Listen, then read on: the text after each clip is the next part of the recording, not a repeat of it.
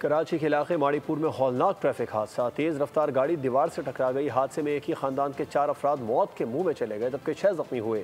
پنجاب سے تعلق رکھنے والا متاثرہ خاندان ہاکس پہ پکنک منا کر واپس جا رہا تھا۔ پکنک کی خوشی واپسی پر اندوہناک حادثے میں بدل گئی۔ ماڑی پور گدھا گاڑی چوک کے قریب خوفناک ٹریفک حادثہ، تیز رفتار گاڑی نالے کی دیوار سے جا ٹکرائی، ایک ہی خاندان کے 4 چراغ بجھ گئے۔ جہاں بحق افراد میں ایک مرد، خاتون اور 2 بچیاں شامل ہیں۔ بدقسمت خاندان ہاکس بے سے پکنک منا کر واپس جا رہا تھا۔